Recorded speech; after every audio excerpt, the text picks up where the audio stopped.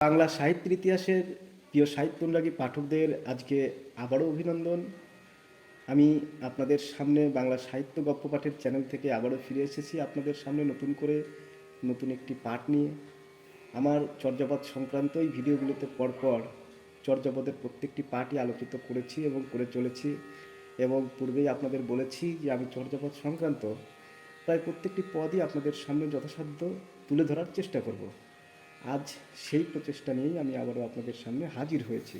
তাহলে আজকের পাঠের আলোচ্য বিষয় চর্যাপদের পঞ্চম নং পদ দিয়ে এবং তৎসঙ্গে পদটির আক্ষরিক ভাব এবং অন্তর্নিহিত ভাবটি আপনাদের সামনে বিশ্লেষণ করার যথাসাধ্য চেষ্টা করব। পাঠের জন্য সংগ্রহ সবই সংগৃহীত, পাঠে ভুল ত্রুটি মার্জনীয়। আমি প্রথমেই চর্যাপদের এই পঞ্চম নং পদটি পাঠ করে দুটো লাইন করে করে আপনাদের সামনের আক্ষরিক ভাবটি তুলে ধরব। তো প্রথমেই পদটি আমি পাঠ করে নিচ্ছি। পদটি যে রাগে গাওয়া হয়েছিল, ভবনী গহন গম্ভীর বেগে বাহি, দুয়ান্তে চিখিল মাঝে ন থাহি, থামার্থে চাটিল সাঙ্গম গরই, পার গামিলোয়া নিভোর তরই, ফাড্ডিয় মহতরু পাটি জড়িয়, আদৌ দৃঢ়টাঙ্গী নির্মাণে কহিয়, সাঙ্গমত চড়িলে দাহিন বাম মাহহি, তিয়ড্ডি বহি দূর মা যাহি, জয় তুম হেলোয়া হে হইউপ পরগামী, পুচ্ছতু চাটিল অনুত্তর স্বামী। এই ছিল চর্যাপদের পাঠ। এবার আমি এই পাঠটি দুটো লাইন ধরে ধরে আপনাদের সামনে আক্ষরিক ভাবটি আপনাদের সামনে তুলে ধরছি। তাহলে প্রথম যে দুটি লাইনে বলা হয়েছে সেই লাইন দুটিতে কি বলা হয়েছে? ভবনী গহন গম্ভীর বেগে বাহি, দুয়ান্তে চিখিল মাঝে ন থাহি।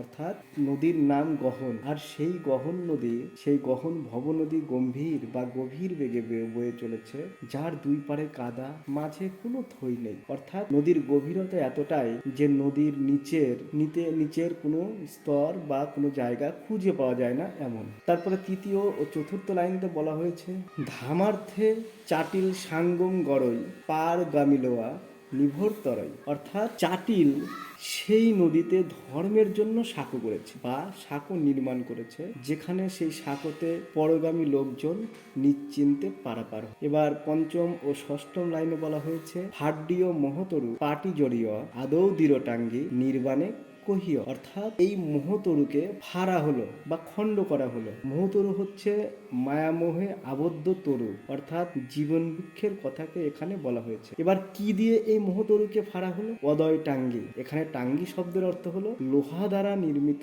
এক ধরনের কুঠার জাতীয় অস্ত্র। আর এই অস্ত্র দিয়ে ফাড়ার ফলে যে পাটিটা পাওয়া গেল, অর্থাৎ ফাড্ডির যে পাটিটা পাওয়া গেল, তা জুড়ে দেওয়া হলো সাঁকোতে, আর সে সাঁকোতে পরগামী বা পারগামী লোকজন পারাপার করে। এবার সপ্তম ও অষ্টম লাইনটিতে বলা হয়েছে সাঙ্গমত চড়িলে দাহিন বাম মা হই, তিয়ড্ডি বহি দূর মা যাহি। অর্থাৎ সাঁকোতে চড়লে বাম দিকেও হেও না এবং ডান দিকেও তুমি হেও না, আবার বেশি দূরেও যেও না, কারণ তোমার বোধি কিন্তু নিকটেই রয়েছে। সাঁকোতে যদি তুমি পারাপার হতে চাও তাহলে সাবধানে পারাপার হও। এবার নবম ও দশম অর্থাৎ শেষের লাইন দুটোতে বলা হয়েছে জয় তুম হেলোয়া হে হইউপ পরগামী, পুচ্ছুত চাটিল অনুত্তর স্বামী। অর্থাৎ এখানে চাটিল এখানে বলতে চেয়েছে ওহে, যদি তোমরা পরগামী হতে চাও তবে শ্রেষ্ঠ ছাই চাটিলকে জিজ্ঞাসা করো, তিনিই আপনাদের পথ দেখাতে পারবে সেই সাঁকো কিভাবে পার হতে হবে। তাহলে এই ছিল চর্যাপদের আক্ষরিক ভাবটি আপনাদের সামনে এইমাত্র সমাপ্ত করলাম।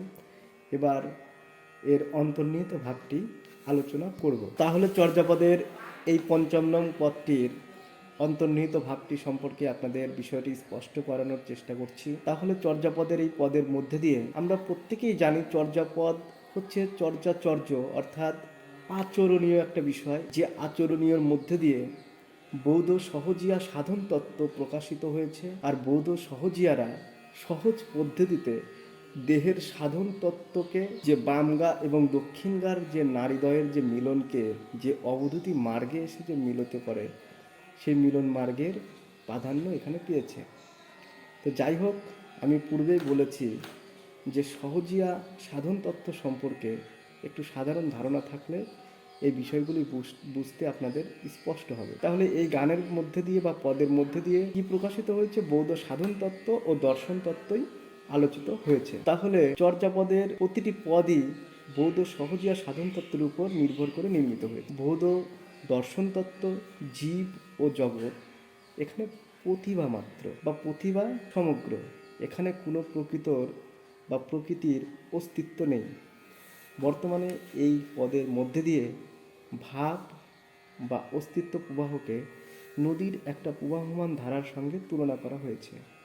এখানে দিবারাত্রির বিষয় তরঙ্গের উত্থান পতন, মানে ওঠানামা, গহন, ভয়ঙ্কর। আর এই নদীর গভীরতা এতটাই ভয়ঙ্কর যে তার কোনো শেষ নেই, মানে থই নেই বা থই মেলা তার ভার। আর এই ভবনদী পার হওয়াও সহজ নয় বা দুষ্কর। এই ভব পার হওয়ার জন্য চাটিল একটা সেতু নির্মাণ করেছে। সেই সেতুতে কারা পারাপার করবে? পরগামী লোকেরা। তারা নিশ্চিন্তে এই সেতু পার হতে পারবে। অর্থাৎ এই সাঁকো পার হতে গেলে তোমাকে একজন গুরুর আশ্রয় নিতে হবে।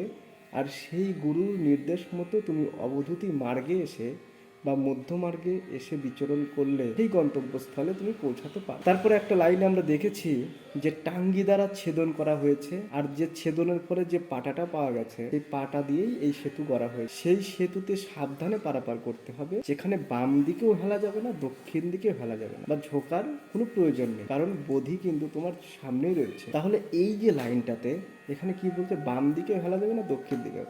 অর্থাৎ তোমার যে নাভি চক্রের সাধন, তুমি যদি সঠিকভাবে সহজানন্দ সিদ্ধি লাভ যদি সঠিকভাবে করতে চাও বা বোধি সম্পূর্ণ করতে চাও, তাহলে তোমার এই নাভি চক্রের মধ্যেই রয়েছে সেই সাধনার মার্গ। সেই সাধনার মার্গে এসে তোমার যে সিদ্ধি, অর্থাৎ যে লালনা রসনার যে নারীত্বের মিলন, যে অবধূতি মার্গে তোমাকে সঠিকভাবে করতে হবে, তাহলেই তুমি সেই মার্গে পৌঁছাতে পারবে। তার জন্য তোমাকে কোনো তীর্থক্ষেত্রেও যাওয়ার প্রয়োজন নেই। সাঁকোয় যেমন দুই পার্কে যুক্ত করা হয়েছে, তেমনি অবধূতি মার্গেও দেহের বামগা ও দক্ষিণগার নারীত্বয়ের ক্রিয়াকলাপকে যুক্ত করে বোধিচিত্তকে জাগ্রত বা ঊর্ধ্বগামী করতে পারলে তুমি চরম প্রাপ্তি লাভ করবে। যারা এই পরগামী হতে চায় তারা যেন শ্রেষ্ঠ গুরু চাটিলকে জিজ্ঞাসা করে যে কিভাবে আমি পরগামী হব, তাহলে সেই চাটিল গুরুই সেই মার্গে পৌঁছাতে পারবে। তাহলে এই ছিল এই পথটির অন্তর্নিহিত ভাব। আজকে আমার এই পাঠটি শুনে যদি আপনাদের ভালো লাগে, অবশ্যই একটা লাইক